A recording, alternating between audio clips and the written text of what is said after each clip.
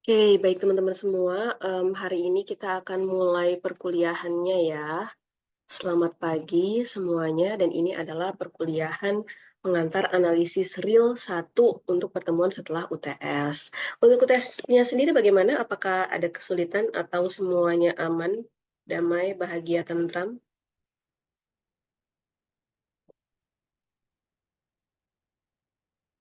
UTS-nya tepat minggu lalu ya kayaknya ya. Mudah-mudahan aman dan lancar. Oke, pesertanya juga sudah semakin bertambah. Sekali lagi saya ingatkan untuk mengisi daftar hadir di STAR ya. Baiklah teman-teman semua, mmm,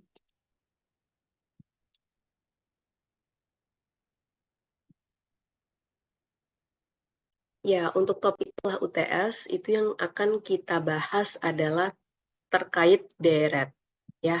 Kalau sebelumnya teman-teman itu sudah membahas tentang barisan, sudah pernah ya?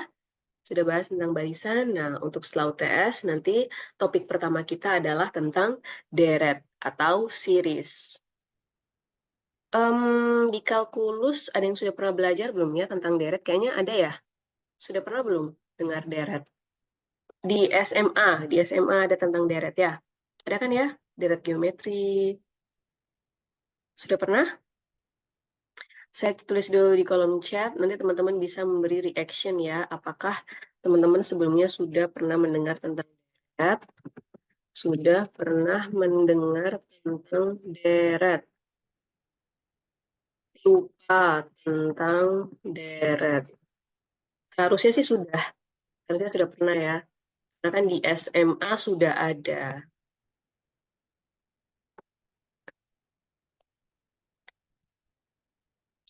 Sudah 7-8 orang beri reaction.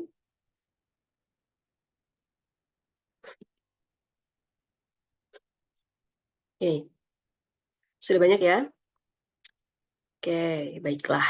Nah, teman-teman, nanti saya akan memberikan video yang bisa teman-teman tonton selama liburan. Nah, ini salah satu contohnya ya.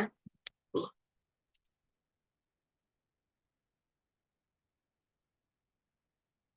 A series or infinite series is a sum of infinitely many numbers. Series and infinite series are the same things, just sometimes we include the word infinite to emphasize how cool these are. And cool is indeed the right word. We are about to begin studying some seriously cool stuff. Sure, it's cool, you might say, but does it even make sense? Can we take a sum of infinitely many numbers? Of course we can. Check this out. Consider 1 plus 0 plus 0 plus 0 forever. 0 is a number, and here we've got infinitely many zeros being added to 1, so I'd say this is equal to 1. So heck yeah. Nah, jadi kalau misalnya teman-teman itu dalam kehidupan sehari-hari menjumpai suatu bilangan, misalnya bilangan 3 gitu ya. 3 itu sebenarnya bisa kita nyatakan sebagai jumlahan dari tak hingga banyak bilangan, alias 3 tambah 0 tambah 0 tambah 0 dan seterusnya. Nolnya bisa sejumlah tak berhingga. Begitu juga ketika teman-teman menjumpai bilangan misalnya 2022. 2022 itu juga bisa dinyatakan sebagai jumlahan, misalnya 2000 tambah 22, lalu sisanya adalah tambah 0,0000000. Nah, ketika yang tak berhingga banyak ini adalah nolnya, itu tidak akan jadi masalah. Teman-teman langsung tinggal menghitung yang tidak nol saja, ya kan ya? Apalagi kalau tidak nol itu sebanyak berhingga. Nah, kalau yang tidak nol sebanyak berhingga, tinggal teman-teman jumlahkan saja ya mereka, terus yang nol-nolnya ini bisa kita abaikan. Permasalahannya adalah bagaimana kalau yang tidak nol itu justru yang tak berhingga banyaknya. Nah, ini dijelaskan lagi ya oleh video ini.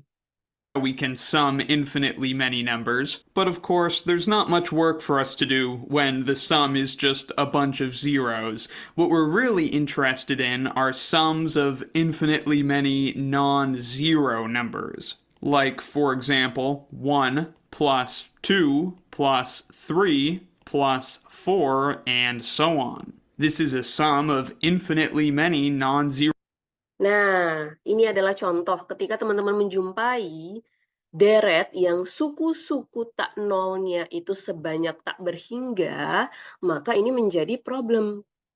Berapa berarti jumlahan mereka semua ini?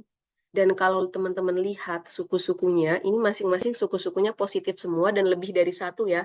Dan dari setiap suku itu bertambah satu gitu kan. Berarti jumlahannya akan semakin membesar. Jadi jumlahan yang suku pertama ditambah jumlahan suku kedua dan seterusnya akan semakin membesar, semakin membesar. Zero numbers. So does it diverge to infinity? Is it equal to negative 1/12? What can we say about such a sum? Well, that's what this is all about. Once we've introduced infinite series, we'll be able to analyze all sorts of sums of infinitely many numbers. And these are the sorts of problems that have perplexed people since ancient times. In this lesson, we'll take a look at one of Zeno's paradoxes, which we need infinite series to make sense of. Ketika kemarin teman-teman membahas tentang barisan, itu sudah disebut-sebut belum tentang paradoks Zeno? Ingat tentang paradoks Zeno.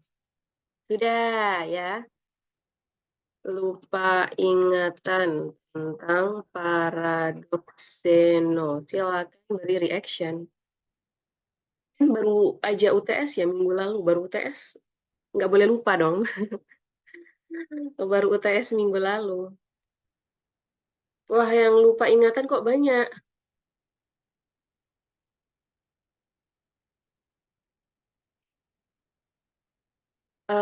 Paradoks Zeno yang dibahas ketika membahas tentang barisan itu kayaknya terkait dengan lomba lari, perlombaan lari dengan Achilles, Achilles sama kura-kura. Itu paradoks Zeno.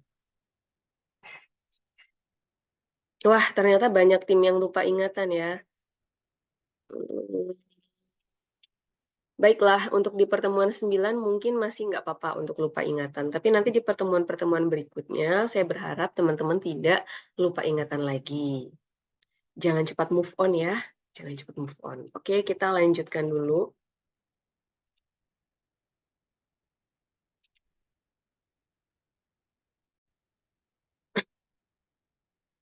Then we'll see some important definitions and terminology relating to series, and finally end with a few examples for you to start thinking about. We begin with Zeno of Elea, who lived from around 495 BC to 430 BC. Zeno was one of those many very smart Greek philosophers, and he argued that motion is an illusion. This may seem like a silly thing to say, since we see things move all of the time. But Zeno argued his case by presenting several paradoxes, which made ordinary motion seem impossible. His various paradoxes are pretty similar, so we'll just take a quick look at one of them, and I'll leave a link in the description to a video where we look at some more. This paradox involves an archer shooting at a target. Suppose he's shooting his arrow at a target that is, let's say, 1 unit of distance away. Doesn't matter what the unit is. Plenty of us have shot arrows at targets, or at least seen arrows being shot at and hitting targets, so of course, this arrow, like any other arrow, could travel this distance and hit the target. But Zeno argued in order for the arrow to travel that distance and hit the target, certainly it first has to travel half of that distance. That seems fair enough. That leaves half of the distance left to go. But before the arrow travels that half distance, it has to travel half of that, which would be a fourth of the total. Then there would only be a fourth remaining.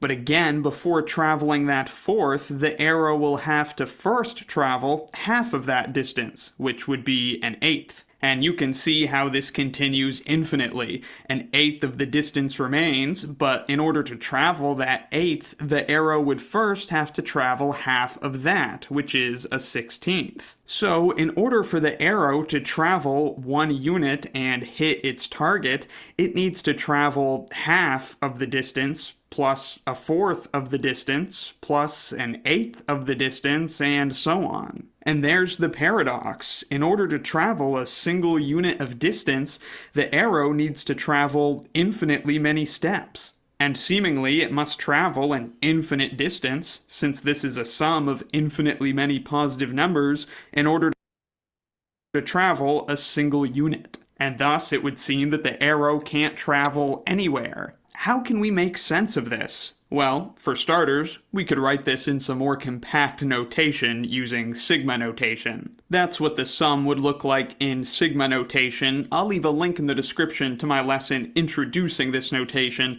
It's very important that you're comfortable with it because we'll be using it a lot. The crux of this problem, of course, is the idea of adding infinitely many positive numbers. It's not at all obvious that adding infinitely many positive numbers could produce a finite number. Since adding a positive number just makes the sum bigger and we're adding infinitely many, it seems like this could diverge to infinity. And it's not like we can just add up the infinitely many terms to see if that's true or not. So what could we do to try to analyze this series? Well, I can't add up Nah, kita pause dulu ya teman-teman. Sekali lagi ini adalah apa namanya? Sebenarnya permasalahan tentang deret dan permasalahan tentang barisan itu sudah muncul di pemikiran-pemikiran orang-orang terdahulu, ilmuwan-ilmuwan terdahulu. Tadi teman-teman melihat bahwa Zeno ini lahirnya before century, jadi alias sebelum Masehi. Jadi sebelum Masehi saja ini sudah dibahas gitu ya teman-teman. Dan ini Zeno ya, Zeno bukan Geno. Kalau Geno itu member boy group. Nah, Zeno berpendapat bahwa motion is an illusion. Jadi namanya suatu gerakan, suatu pergerakan itu hanya ilusi. Ilustrasi yang diberikan oleh Zeno adalah misalnya nih ya, misalnya Abdul Arma nih memanah dari suatu jarak, dari suatu titik. Ini siapa yang lagi on mic? Oke. infinitely many numbers. Aku pencet, sorry. Nah, kemudian titik tempat si Abdul Arma memanah dengan titik sasarannya itu sejauh satu satuan jarak. Nah, satu satuan jarak itu menurut Zeno bisa dibagi menjadi setengah sama setengah sisanya, ya. Jadi sebelum si anak panah ini meluncur sejauh satu satuan, tentunya dia menempuh setengah jarak. Nah, kemudian untuk setengah sisanya itu bisa dibagi lagi jadi 1/4. Terus sisanya lagi bisa dibagi jadi 1/8. Bisa terbagi lagi jadi 1/16 dan seterusnya. Akan terbagi terus, terbagi kecil-kecil sampai akhirnya menjadi semacam ilusi gitu ya. Sebenarnya nyampe nggak nih panahnya itu ke sasaran kalau misalnya kita terus membagi-bagi seperti itu. Nah, sementara seharusnya seharusnya kalau di realnya itu kan harusnya ini satu gitu kan. Tapi kalau kita bagi-bagi ini kok kayaknya kelihatannya nggak akan selesai pembagiannya, pecahan-pecahannya ini. Tuh, bukankah ini seperti ilusi gitu ya, si Zeno berpendapat begitu. Nah, ini jumlahan yang bawah, garis yang bawah, ini dituliskan kembali menjadi seperti ini. 1/2, 1/4, 1/8, dan seterusnya. Dan untuk menuliskan ini yang sangat panjang, tentunya tidak praktis.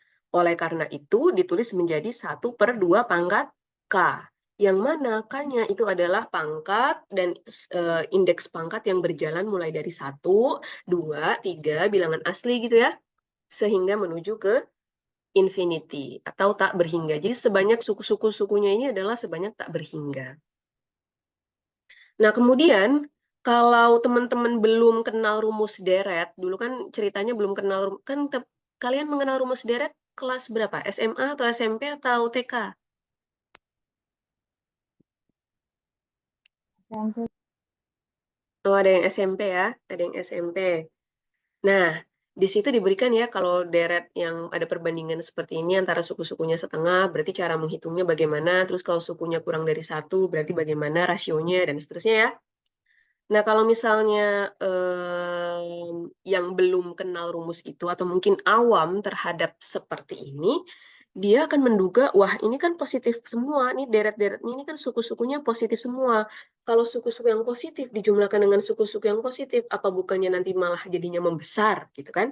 Apa bukannya harusnya nanti malah menjadi infinity? Nah, makanya di sini tertulis infinity. Tapi benar nggak kira-kira? Sebenarnya apakah benar akan menuju infinity? Soalnya kalau misalnya jumlahannya ini nanti akan menuju infinity, seharusnya panjang ini juga infinity dong ya.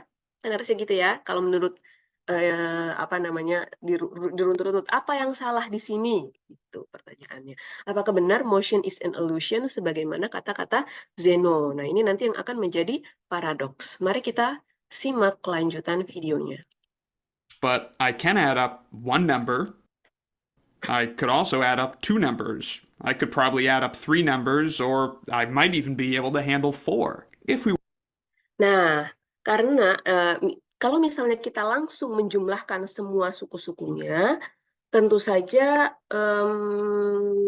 sulit untuk menganalisis. Tadi juga sudah disebutkan ya oleh narator videonya ya, sulit kalau misalnya langsung kita jumlahin suku-sukunya. Maka kita bisa, karena teman-teman sudah mendapatkan konsep tentang barisan bilangan real.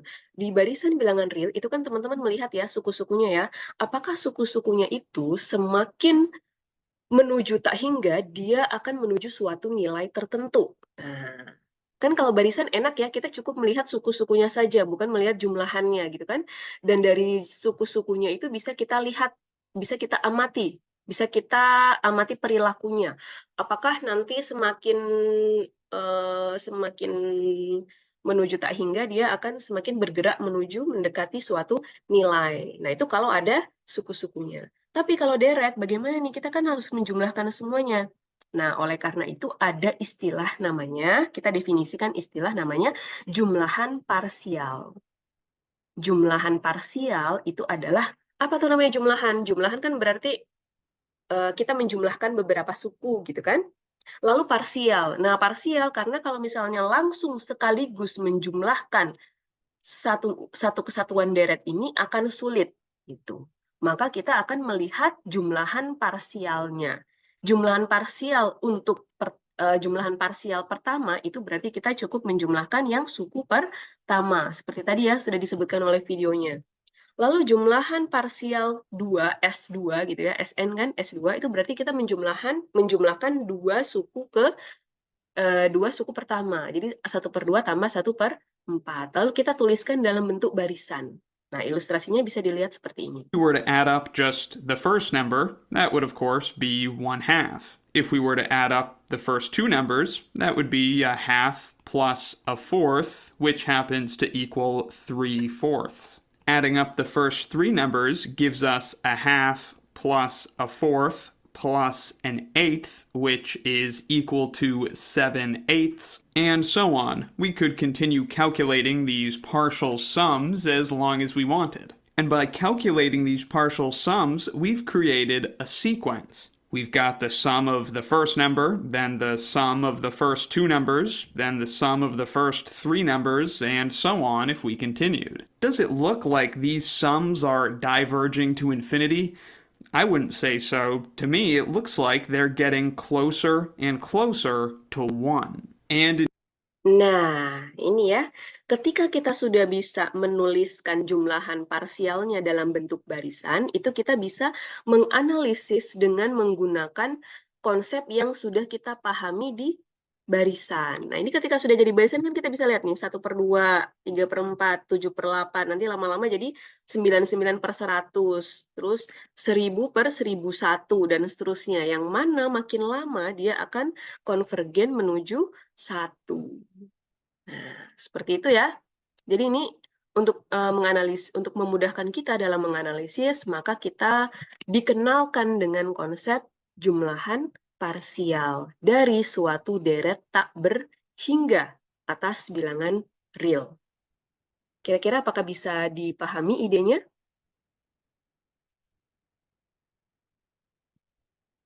Atau ada yang mau ditanyakan?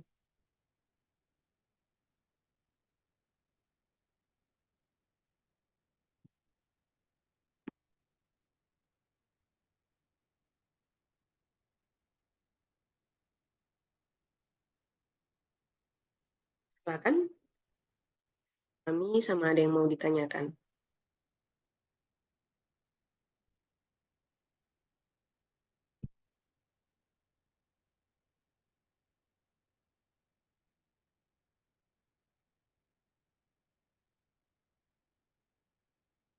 Oke, nanti saya akan berikan link videonya dan teman-teman bisa menonton ulang ya. Kemudian kita lanjut dulu. Menarik nih.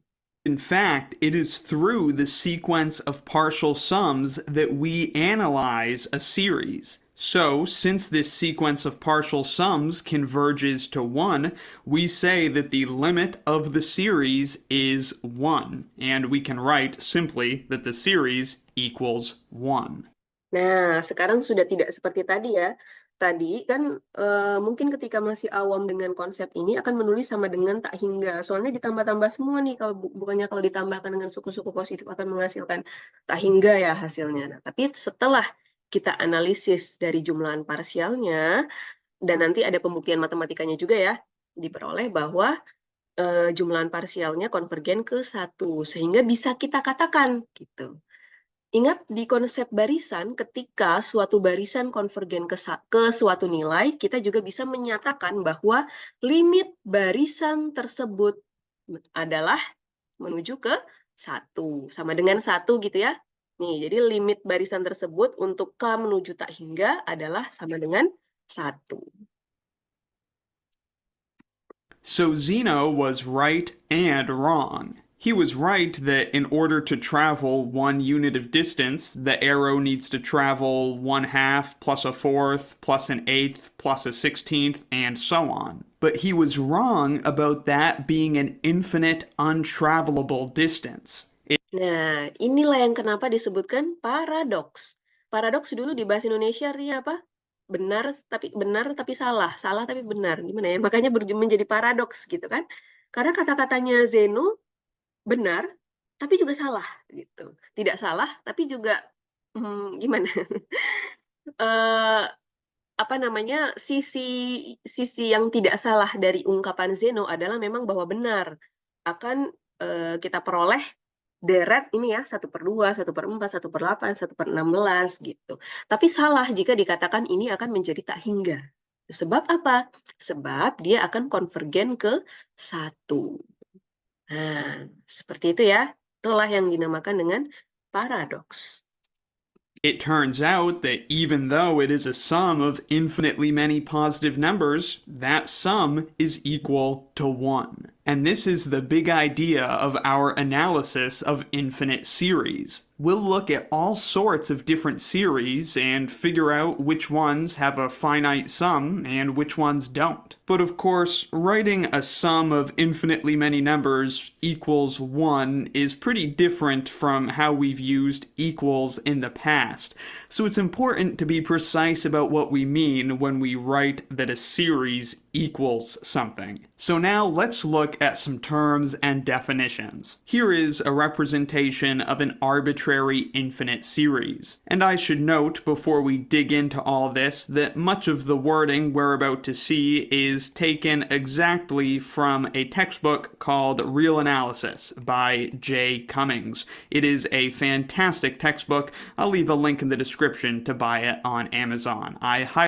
Nah, ini beda ya kalau bukunya, tapi teman-teman sangat boleh misalnya bisa menemukan buku ini, semakin banyak referensi akan semakin bagus, karena kan biasanya buku itu ditulis dengan berbagai macam style gitu. Jadi kalau yang selama ini kita pakai biasanya punyanya siapa? Bartel Sherbert. Kalau misalnya teman-teman lebih suka pakai bukunya Royden boleh, pakai bukunya J. Cummings juga boleh.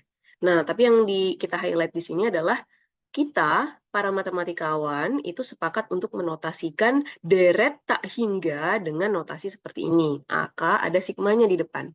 Kalau cuma kalau cuma barisan saja kan kita biasanya menotasikannya AK terus ada dalam kurungnya gini ya, kanan kirinya. Itu untuk barisan. Kalau untuk deret, karena deret adalah jumlahan, maka perlu dinotasikan depannya dengan sigma atau sum. Ya, sigma sum K dari 1 sampai tak hingga. Kemudian AK ini kita sebut sebagai suku. Terms itu artinya suku. Jadi suku keberapa? Suku ke-1, suku kedua, suku ketiga, dan seterusnya. highly recommend it. When we have an infinite series like this, the numbers ak that we're adding up are called the terms of the series. Note that these numbers are also terms of their own sequence. The series is adding up these terms a1, a2, a3, and so on. In this way, a series is like a sum of a sequence, which is super cool. So from a series, we could consider the sequence of its terms, the numbers that are being added in the series, but we could also go the other direction. You could say, hey, I've got this really cool sequence bn. And I could say, forget about your dumb sequence bn, I want to talk about the series adding the terms of that sequence. And this is what that would look like. So once more, the numbers being added together in a series are called the terms of the series. Those terms, of course, make up their own sequence. So this is a nice connection between series and sequences, but there is a more important connection waiting for us. That is the idea we touched on earlier regarding the sequence of. Nah, ini ya, jadi ada barisan jumlahan parsial. Barisan jumlahan parsial itu yang mana? Yang tadi setelah kita jumlahkan suku-sukunya. Jadi ini SN tadi kan, suku pertama kita jumlahkan. Suku pertama dan suku kedua kita jumlahkan. Suku pertama, 2, 3 kita jumlahkan. Nah, ini kan membentuk barisan. Nah, maka ada barisan dari jumlahan parsial.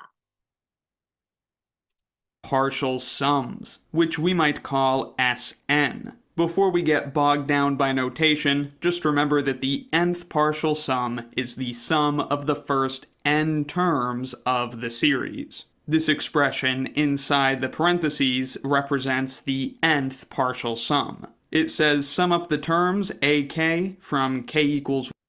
Nah, ini ya, jadi N-nya di sini misalnya S1, berarti N-nya di sini adalah 1. Kita cukup menjumlahkan satu suku saja.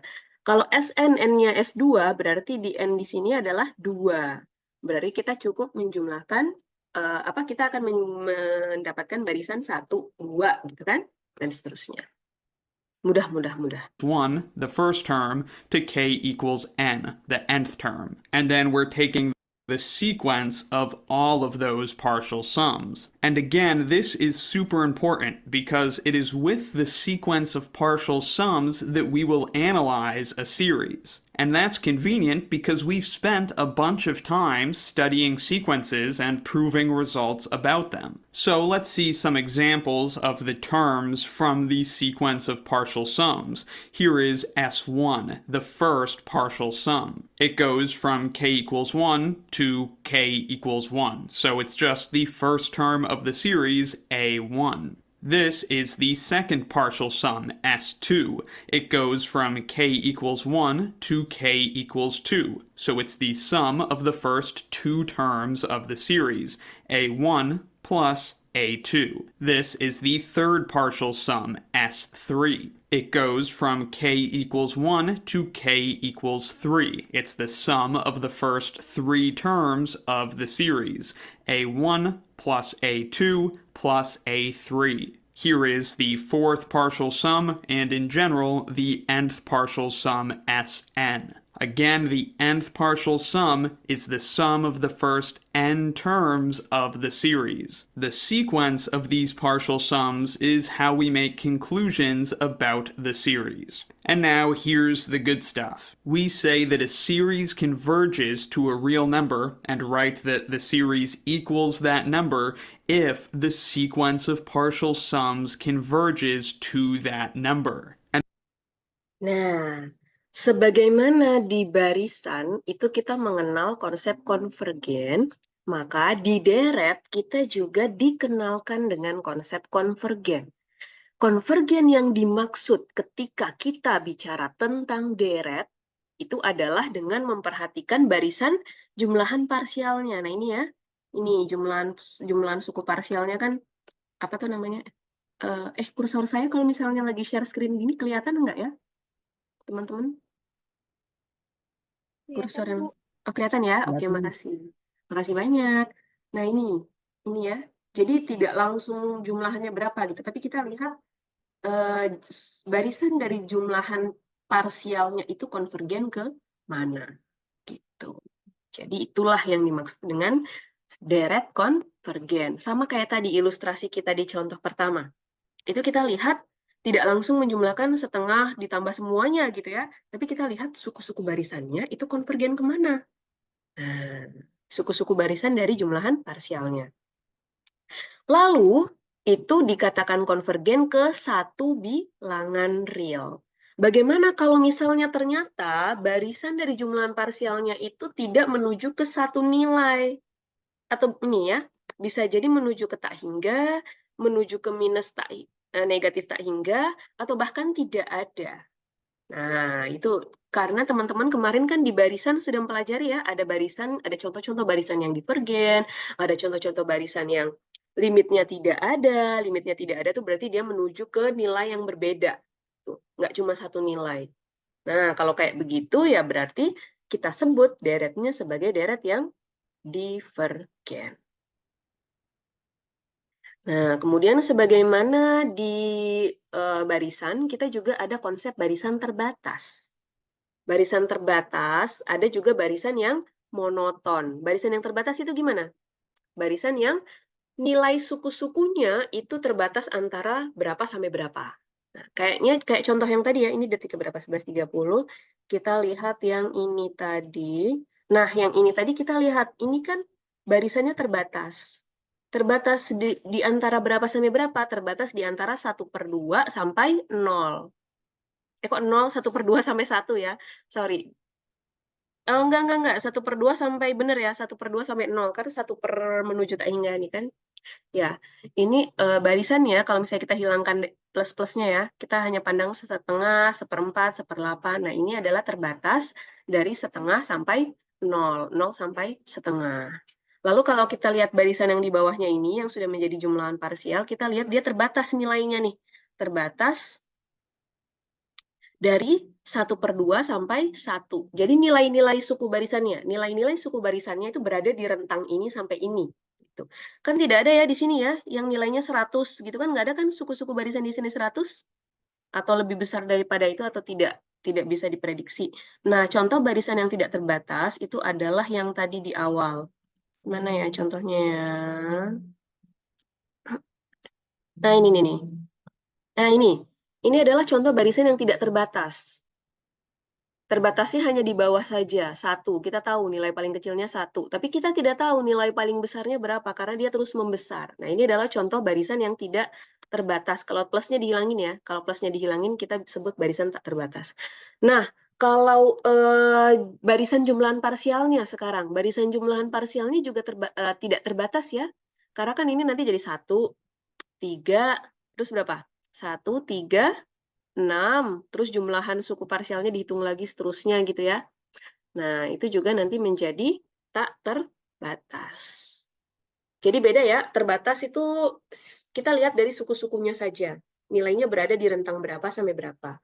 Lalu kalau konvergen, itu adalah kalau semakin menuju tak hingga, dia akan menuju ke satu nilai. Nah, itu namanya konvergen. Lalu ada lagi apa tadi? Monoton. Nah, ini monoton ya. Monoton itu bisa naik, bisa monoton turun. Jadi bisa monoton naik, bisa monoton turun. Teman-teman lihat di contoh ini, yang ini. Nah, ini 1/2, 3/4, 7/8. Ini kan lama-lama naik terus ya. Naik terus. Nah, itu adalah contoh yang monoton naik. Nah, lalu kalau misalnya yang di barisan 1/2, 1/4, 1/8 ini nih, 1/2, 1/4, 1/8, 1/16. Ini adalah contoh barisan yang monoton turun. Karena suku-sukunya semakin lama semakin mengecil. Begitu ya. Kemudian tadi sampai 11 berapa ya? 11.30 kayaknya. Partial sums, because that's usually what we're really analyzing. When we say that an infinite series converges to a real number, and we Sudah tadi. realize in the future. In a geometric series, there is a common ratio between consecutive terms. That ratio is r. The terms are a, ar squared, ar cubed, and so on. So think about what will happen in a geometric series if that common ratio r is, say, between 0 and 1, Or what if it's between -1 and 0? What if it's equal to 1? What if it's equal to -1? What if its absolute value is greater than 1? I encourage you to think of some examples and see what happens. Nah, jadi teman-teman ini naratornya menyampaikan, coba teman-teman explore bagaimana kalau rasionya itu antara 0 sampai 1, gitu ya. Jadi suku pertama dengan suku kedua itu rasionya apa tuh namanya? Pecahannya yang ini ya antara 0 sampai 1. Bukan pecahan 4/3 ya, 4/3 pecahan juga sih, tapi lebih dari 1, pecahan yang lebih dari 1. Nah, ini diminta untuk yang pecahannya kurang dari 1. Jadi dan teman-teman lihat kalau misalnya pecahannya ini kurang dari 1, pecahan apa rasionya positif kurang dari 1, ini kan nanti pangkatnya akan diperbesar ya, R kuadrat, R pangkat 3, R dan seterusnya. Sementara kita tahu bahwa kalau bilangan positif yang kurang dari 1 semakin dipangkatkan, itu nilainya akan semakin mengecil.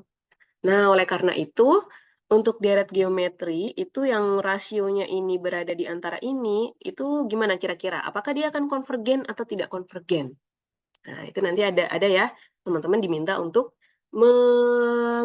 apa namanya, bereksplorasi. Lalu bagaimana kalau rasionya 1? Kalau rasionya 1 bagaimana? Jadi ini A tambah A tambah A tambah A dan seterusnya. Rasionya 1. Kira-kira dia apakah akan konvergen atau tidak bisa konvergen? Begitu juga kalau rasionya -1. Nah, ketika rasionya -1, ini unik lagi. -1 berarti nanti di sini, suku yang sini itu akan menjadi negatif, suku yang pangkatnya genap itu akan jadi positif, negatif lagi, positif lagi. Jadi akan ada selang-seling gitu ya, deretnya berselang-seling. Seperti ketika di barisan kalian kenal kan konsep barisan yang selang-seling. Nah, nanti ada juga nih deret yang berselang-seling. Itu apa yang akan terjadi? Nah, ini semua bisa dieksplor nanti ya teman-teman. Nanti silakan bisa dieksplor. Lalu ada ini, deret harmonik. Ini terkenal ya, deret harmonik sama deret pangkat P. Kita lihat penjelasan berikutnya.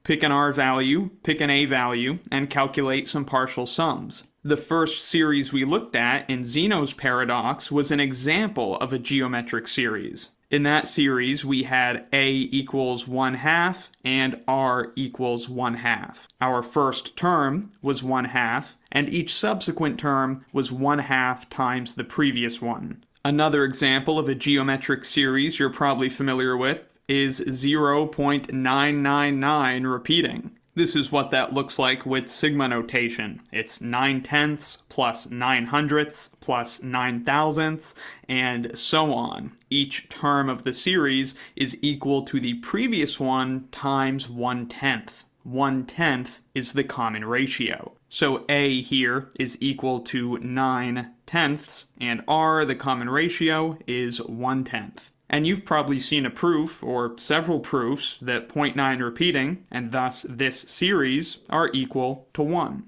If perhaps your algebra teacher or someone else just started off by saying, hey, let's let x equal 0.99 repeating, what they snuck by you was the fact that they have assumed that this is actually equal to some finite number. But of course, not every series is equal to a finite number. That's something we have to prove. The series adding up the non-negative integers, for example, this one certainly diverges to infinity. And remember, writing this equals infinity is not a lazy abuse of notation. We've specified what we mean by this. We mean that the sequence of partial sums, which we might call Sn, diverges to infinity. Another Ini ya, jadi ada deret-deret yang memang jumlahan parsialnya menuju suatu nilai di bilangan real. Dengan kata lain, deret-deretnya konvergen. Ada juga deret yang tidak menuju ke suatu nilai. Ini contohnya ya, yang ini dia akan kita sebut sebagai divergen. very famous example of an infinite series is the harmonic series. This is the sum of the reciprocals of the natural numbers, 1 plus a half, plus a third, plus a fourth, and so on. And now is as good a time as any to point out that our starting index value isn't super important. Here, k starts at 1, but if we wanted it to start at 0, then we could do that and just, instead of having k in the denominator, have k plus 1. That would be the same series, but with a different starting index. So that doesn't really matter, but it's generally good form to start with a value of 1 or 0 if possible. So how do you think this series behaves? Try punching in some of the partial sums on a calculator and see what you think. The harmonic series is actually a special type of a more general class of series called p-series. With a p-series, this p is fixed. And then the series consists of the sum of the reciprocals of the pth powers of the natural numbers. 1 over 1 to the p, which is 1, plus 1 over 2 to the p, plus 1 over 3 to the p, plus 1 over 4 to the p, and so on. The harmonic series is a p-series with p equal to 1, which gives you that 1 plus a half, plus a third, plus a fourth, and so on. So p equals 1 is the harmonic series, which is interesting, but another interesting p-series is p equals 2. The p-series with p equals 2 is 1 over 1 squared, which is 1, plus 1 over 2 squared, which is 1/4, plus 1 over 3 squared, so 1/9, and so on. Believe it or not, somehow this series is equal to pi squared over 6. The great Nah, menarik ya. Ini menarik ini. Banyak dipakai di teman-teman statistika nih. Jadi ternyata deret p-series untuk p-nya itu pangkat 2 akan menghasilkan, akan konvergen ke pi kuadrat per 6. Sementara pi kan kalian sudah kenal ya, pi adalah bilangan yang irasional. Bilangan irasional sebab digit di belakang komanya itu tidak berulang, 3,14 dan seterusnya dan seterusnya dan seterusnya, berbeda-beda gitu kan, beda-beda tidak berpola. Nah, itu salah satu bilangan yang konstanta yang cantik gitu. Ada pi, ada bilangan Euler dan seterusnya. Nanti ada juga ya. Jadi bilangan Euler yang teman-teman kenal, Euler itu yang 2,71 itu ternyata juga bisa dinyatakan dalam bentuk ini, apa, deret. Mungkin sudah banyak yang tahu ya. Nah, sekarang kita lihat dulu yang ini, pi kuadrat per 6. Leonard Euler proved this when he was just 24. So if that doesn't get you excited to continue studying infinite series, I don't know what. Nah, disebutkan juga oleh naratornya. Saya nggak tahu deh kalau misalnya mendengar fakta ini tuh tetap tidak membuat kamu semua menjadi antusias mempelajari analisis real. Soalnya seharusnya ini tuh menarik banget gitu. Kok bisa? 1 ditambah 1/4 tambah 1/9 alias 1 plus 1/2 kuadrat tambah 1/3 kuadrat tambah 1/4 kuadrat. Hasilnya bisa jadi pi kuadrat per 6. Sementara pi itu bilangan yang cantik. Seharusnya ini membangkitkan rasa menggebu-gebu ingin tahu gitu ya, penasaran, antusias, dan sebagainya. Itu kata naratornya begitu. I don't know, apa namanya, ini seharusnya membuat kita tertarik gitu, membuat excited. What will. This is really exciting stuff we're doing. Again, a series is a sum of infinitely many numbers. And we say that a series converges to a real number, and write the series equals the number if the sequence of partial sums converges to that number. So that's it for now. Pay your respects to our boy Zeno. Let me know if you have any questions, and I'll see you next time. Goodness gracious, she's a crazy kid.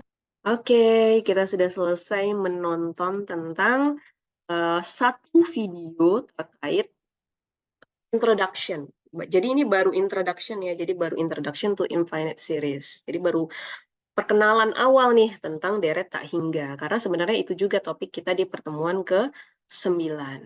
Nah, ini nanti teman-teman juga bisa membaca di sini ya. Di sini juga sudah dituliskan nih secara matematis. Diberikan sejumlah terhingga bilangan. Kalau sebanyak berhingga bilangan kan kita bisa menghitung hasilnya berapa. Tapi kalau tak berhingga, bagaimana kita bisa menghitung? Bagaimana kita bisa memaknai? Bagaimana kita bisa menganalisis? Nah, untuk itu maka muncul konsep jumlah parsial. Lalu di sini ada keterangan nih, Bagaimana suatu deret itu konvergen, itu kita lihat dari mananya? Ternyata kita lihat dari limit jumlahan parsialnya. Lalu ini deret geometri contohnya ya, yang sudah teman-teman tahu. Terus ada macam-macam semua ini ada contoh-contohnya. Ini secara lebih matematis gitu maksudnya. Nah, ini sampai, kemudian ini deret dengan suku-suku positif ya, tadi ya, deret dengan suku-suku positif. Lalu, oh ya, salah satu yang unik juga teman-teman. Ketika teman-teman menjumpai barisan 1/n, ini ya, barisan 1/n ya, barisan 1/n, barisan 1/n itu konvergen atau tidak konvergen? Sebentar, saya tulis di chat. Barisan 1/n konvergen. Barisan 1/n tidak konvergen. Silakan beri pendapat kalian. Kalian tahu barisan 1/n itu konvergen atau tidak konvergen? Wah, jangan-jangan lupa. Belum ada yang menjawab.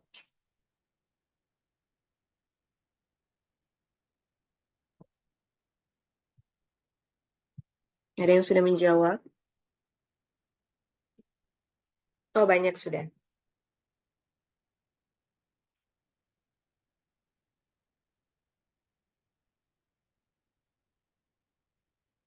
Ya, ada 100 orang sudah menjawab, 1.500 orang sudah menjawab.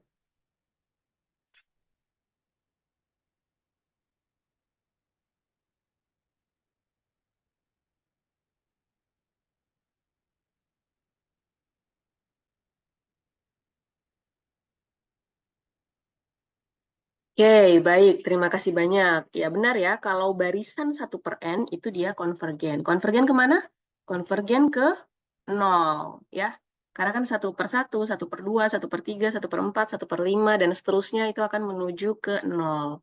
Tapi ketika teman-teman menghitung dalam bentuk deret, ini ya deret 1/n, ini dia akan, ini ya jumlahan suku parsialnya ternyata tidak konvergen. Nah, gitu kan? Nah, jadi ternyata kalau barisannya saja itu memang konvergen, tapi kalau barisan jumlahan parsial dari 1/n itu tidak konvergen.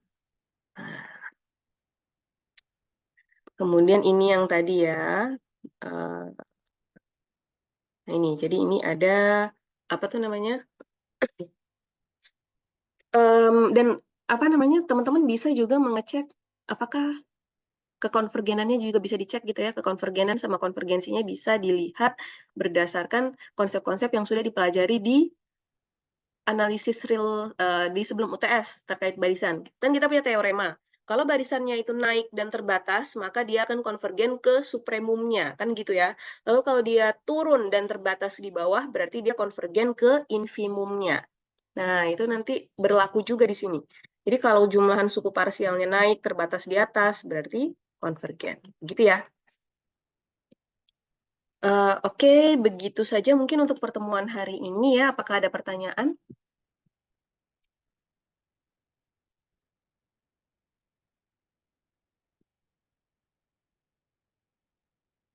Baik, kalau misalnya tidak ada pertanyaan, saya ada 3 video. Mana ya videonya ya? Oh, di sini. Saya ada 3 video, durasinya nggak panjang, dikit-dikit aja. Kalau yang tadi ini lebih ke ngajak ngobrol gitu ya, naratornya, kreator. Waduh, iklan. Yogurt, Sebentar, kita sebentar. cobain atuh versi kalian. Ramadan seru. Stop dulu. Maaf ya, video saya Pas puasa haus kedudukan. Nah, ini teman-teman, nanti saya akan share link link playlist ya, akan saya share link playlist. Itu ada semua tentang real analysis. Mungkin beberapa dari teman-teman sudah berkunjung ke channel ini. Nah, nanti di ini real analysis yang 15, 16, dan 17.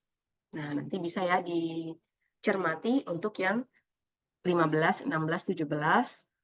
Lalu teman-teman tuliskan resum dari video-video ini, ada 3 video. ini adalah sebagai tugas selama lebaran. Selama lebaran, selama liburan, kok selama lebaran. Tugas selama liburan, ya. Jadi 3 video ini silakan dibuat resume-nya. Masing-masing maksimal 2 lembar, tapi minimal 1 lembar. Jadi minimal 1 lembar, boleh HVS, boleh folio, minimal 1 lembar, maksimal 2 lembar, gitu. Jadi total maksimal 6 lembar, minimal 3 lembar. Oke, begitu saja ya teman-teman. Oke, terima kasih banyak karena sekarang sudah 9.39, hampir 9.40. Mungkin saya akhiri dulu perkuliahan hari ini. Terima kasih banyak atas partisipasi dari teman-teman semua. Sampai jumpa setelah Lebaran. Selamat berlibur dan selamat Hari Raya Idul Fitri. Mohon maaf lahir dan batin. Wassalamualaikum warahmatullahi wabarakatuh. Selamat pagi. Waalaikumsalam warahmatullahi wabarakatuh. Terima kasih, Bu.